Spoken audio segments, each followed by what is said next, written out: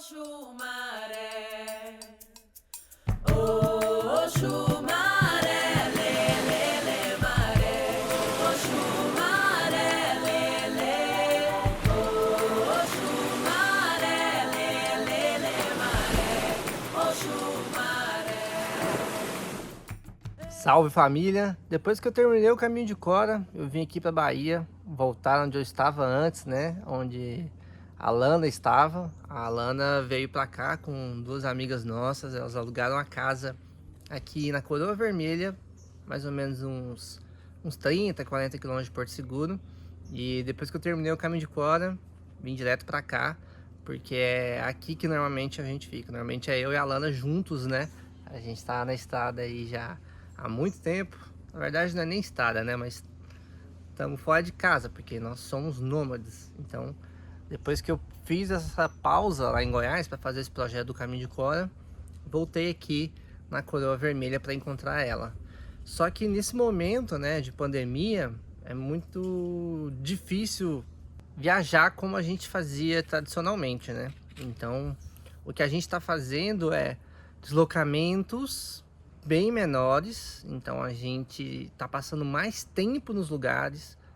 Então, por exemplo, foram 8 meses lá na Chapada Diamantina, 2 meses lá em Itacaré, e a gente ainda não sabe quanto tempo a gente vai ficar aqui na Bahia. A ideia é alugar casas, ficar mais tempo ao invés de ficar viajando, se deslocando. Então, uma vez que a gente está numa cidadezinha menor, a gente pode ficar de boa, pega uma prainha, ainda vê um verde, né? Tipo, vai lá e volta para casa para trabalhar. Como eu tô no foco de editar o documentário, mal tô pegando praia. Então, nesse período que a gente vai ficar aqui na Coroa Vermelha, eu não vou mostrar para vocês muitos destinos turísticos, nem nada desse tipo. Dessa região aqui, eu conheço um pouco, né? Durante a minha infância, eu vinha muito aqui em Porto Seguro com a minha família, mas teve uma parte que eu tive pouquíssimo contato, foi com o mundo do Pataxó. Por mais que a gente via alguns indígenas vendendo artesanato, eu tive pouquíssimo contato, porque quando a gente veio para Porto Seguro, tradicionalmente, vou colocar assim, ou quando a gente era mais novo, cara, era para beber, é encher a cara. E Porto Seguro, sempre que eu lembro do meu passado, eu lembro desse destino de festa, né? E quando a gente vinha, eu particularmente não conseguia ver muito mais do que isso, assim. Tava lá na BBD, na festa, e eu me fechava para o que acontecia em volta. E agora que eu venho aqui com uma outra perspectiva, a gente convidou, cara, o Tucumã, que é um indígena Pataxó, para contar um pouco a história dele aqui na aldeia da Coroa Vermelha, que é uma das maiores aldeias urbanizadas da América Latina, né? Então, a partir de aqui, eu vou mandar o vídeo direto lá para a entrevista. É uma maneira legal de continuar aprendendo sobre uma nova cultura, e eu acho que essa é a parte mais interessante de viajar, é conhecer a perspectiva dos locais, a perspectiva de quem vive ali, de quem luta ali, e não só simplesmente passar e tirar foto em destino turístico. Então, vamos para a entrevista. Eu sou o Tucumã Pataxó, sou daqui da aldeia Pataxó de Coroa Vermelha. Nasci aqui, né? Fui criado aqui dentro da aldeia.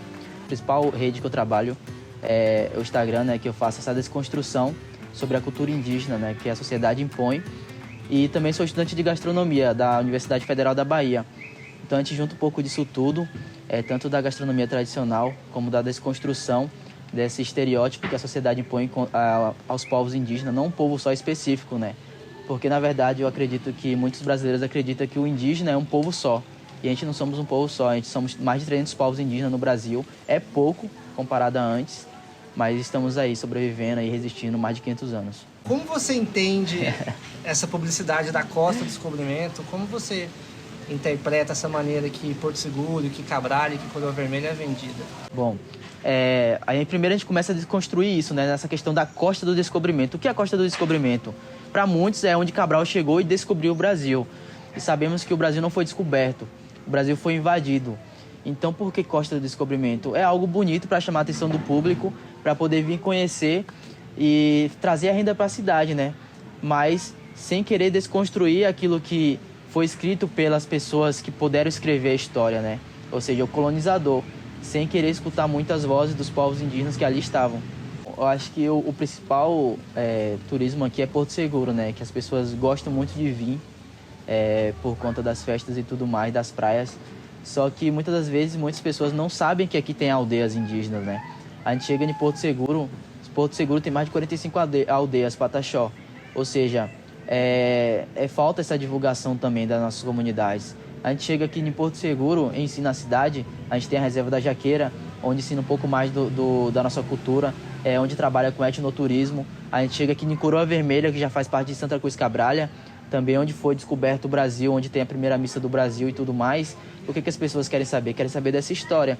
A gente chega aqui onde está uma aldeia urbanizada, que é considerada a maior aldeia urbanizada da América Latina.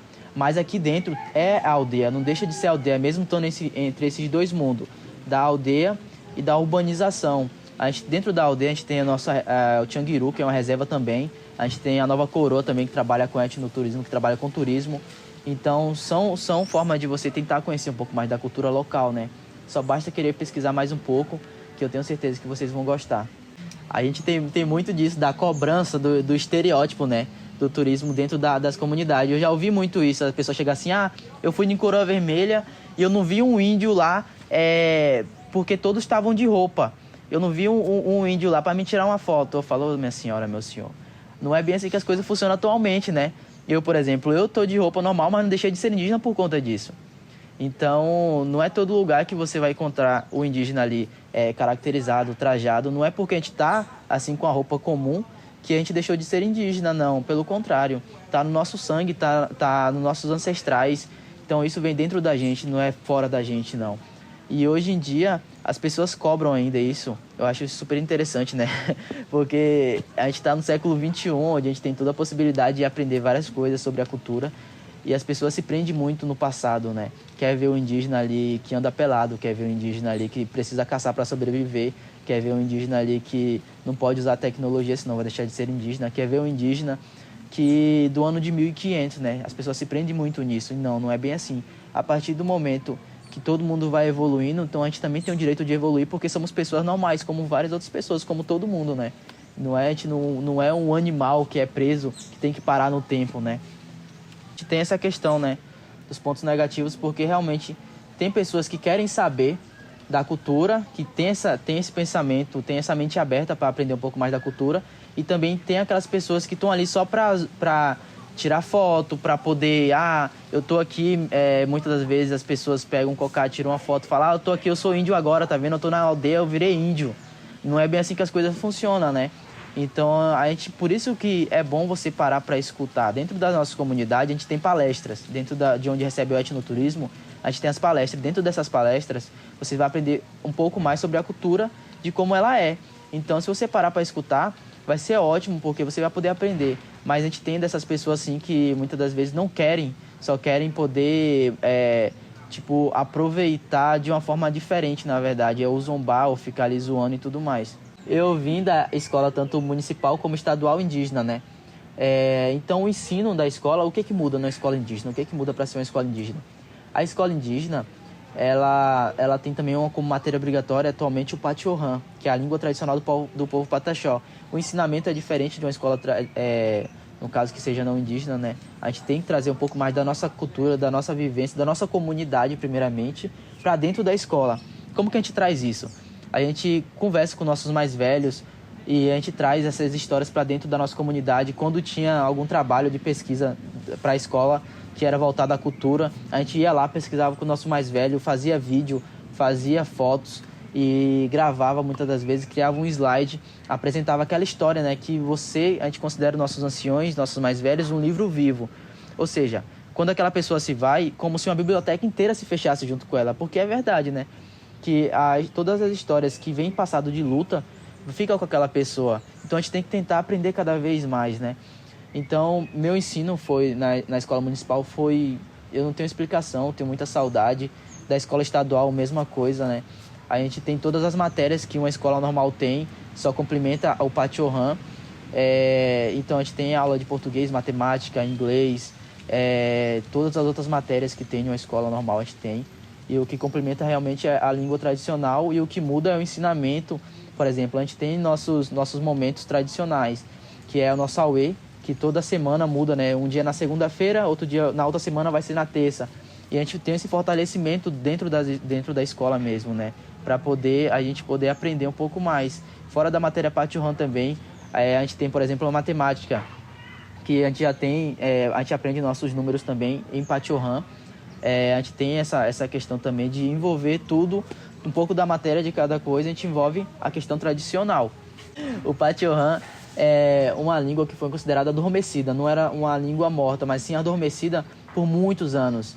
No ano de 1998, foi um projeto de pesquisa que entre professores, lideranças e pesquisadores não indígenas, os professores de liderança são indígenas, os pesquisadores não, para poder ir dentro das comunidades indígenas, aprender com o mais velho, buscar de palavra em palavra, para poder criar uma portilha, que a gente chama de portilha, que é a portilha do Pachorran, em 2003, com cerca de 250 palavras. Foi de 2003 para lá que essas portilhas foram para dentro das escolas indígenas como matéria obrigatória, como Pachorran. Mas até então, os nossos mais velhos, principalmente, tinham receio de falar o Pachorran, de passar esse ensinamento, porque foi muitos anos durante a colonização que fomos impedidos de falar nossa língua materna, né? Ou a gente aprendia o português ou a gente morria.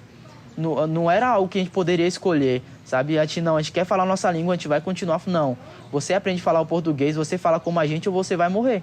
Porque eles tinham medo de a gente tramar alguma coisa na nossa língua materna e eles não entender nada. Então, eles, de certa forma, a gente foi obrigado a aprender o português. Então, nossos mais velhos tinham esse receio, né? Até então, mesmo passando mais de 500 anos aí, a gente tinha esse receio de falar o Pachorran. Ou seja, a gente falava entre a gente se comunicava algumas coisas, mas não era 100%.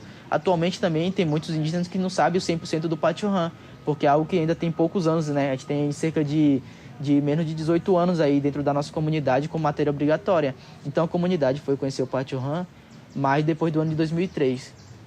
Dá pra fazer um canal só em Pachorran. Fazer um canal só em Pachorran. Aí só botar a legenda embaixo só. A aldeia Coroa Vermelha é uma aldeia que, se você for parar para pensar, tem poucos anos, né? 40 e poucos anos a aldeia Coroa Vermelha. Meu avô, mas minha avó foi um dos primeiros também. Meu tio, que é o irmão da minha avó, que é o pajé atualmente, ele foi o primeiro cacique de Coroa Vermelha, que é o pajé Itambé. Atualmente o pajé, né? Mas ele foi o primeiro cacique da aldeia Coroa Vermelha.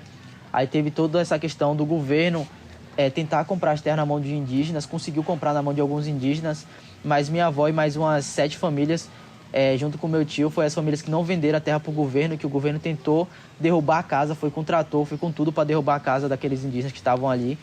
E minha avó ainda tem a história que a terra dela hoje em dia é demarcada também, que não foi vendida para o governo, e o cara do governo, do trator, entrou na frente dela, ela entrou na frente do trator para não derrubar a casa dela. O cara parou e falou: epa, minha senhora, eu perco o meu emprego, mas não derrubo sua casa. Então ela teve que enfrentar diretamente o governo para não perder aquela terra que hoje em dia tem para os netos, para os filhos. Foi uma terra que ela conseguiu com muita luta. A gente teve o conflito do ano 2000, né, que foi um conflito muito pesado, que vieram essa questão de demarcação das terras, vieram também o governo para poder colocar aquela cruz, que hoje em dia tem a cruz ali, que foi do ano 2000, né, para poder homenagear e tudo mais, essa questão do primeira missa do Brasil. Aí que teve um conflito também muito grande sobre essa questão de demarcação de terras. E Coroa Vermelha foi se passando por muito tempo nesse conflito com o governo, né, do governo tentar comprar as terras na mão dos indígenas para poder ampliar. Hoje em dia a gente tem essa área, a gente divide Coroa Vermelha basicamente em uma pista, né. Uma área é a área indígena e a outra área é a área não indígena. Como vocês podem ver, né, que tem muito comércio de não indígena, tem muito hotel, tem muitas redes, né. Então foi a área que o governo vendeu, que conseguiu, né, retirar dos indígenas, comprar muitas das vezes foi retirar mesmo aqueles indígenas daquela área para poder ampliar o negócio, né, ou seja, visava muito a questão financeira. Mas hoje em dia a Coroa Vermelha em si, a aldeia Pataxó de Coroa Vermelha, é uma aldeia que está demarcada, que não sai mais. No caso, o governo não pode vir aqui tirar os indígenas das suas casas, porque é uma área demarcada. Tem áreas ainda que estão em demarcação dentro de Coroa Vermelha. Dentro do território indígena Coroa Vermelha são cerca de 11 aldeias. Então tem área que tá para ser demarcada ainda, que a gente está nesse processo de demarcação, que parece que não sai nunca, né? Parece que o governo segura cada vez mais para que os próprios empresários podem estar indo recorrer e poder muitas das vezes conseguir essa liminar para tirar os indígenas da terra. A gente teve durante a pandemia, onde não poderia tirar indígena de dentro dos territórios, a gente passou por um processo de liminar, que foi no território Ponta Grande, ali onde o governo cedeu uma liminar para que o empresário tirasse os indígenas daquela terra onde estava. Era uma família pequena que estava ali naquela área, e o governo cedeu uma liminar onde não poderia, né, como por lei, não poderia tirar indígena, não poderia ter liminar para tirar indígena, por essa questão também do contato, né? Então, por lei não poderia. Então, eles bularam a lei e conseguiram essa liminar. E no último segundo, praticamente, a gente estava lá, ficou lá cerca de uma semana lutando, né? Postando vídeos, fazendo nosso movimento e tudo mais. No dia que eles conseguiram eliminar, que estava para vir no outro dia, de manhã cedo, a gente já estava esperando a polícia vir, já estava todo mundo já preparado, já com o coração na mão, mas estava lá para esperar a polícia estava vindo tinha passado já por perto de Eunápolis, por ali já estava chegando, que no último segundo, com muita luta, a PIB também, principalmente, conseguiu quebrar essa liminar. Já era quase meia-noite, era 11 e pouca da noite, que conseguiram quebrar a liminar e que impediu da polícia estar vindo retirar aquela família daquelas terras. Ou seja, a gente está nesse processo de demarcação a todo momento, a gente está nesse processo de luta a todo momento, né? A luta não para, né?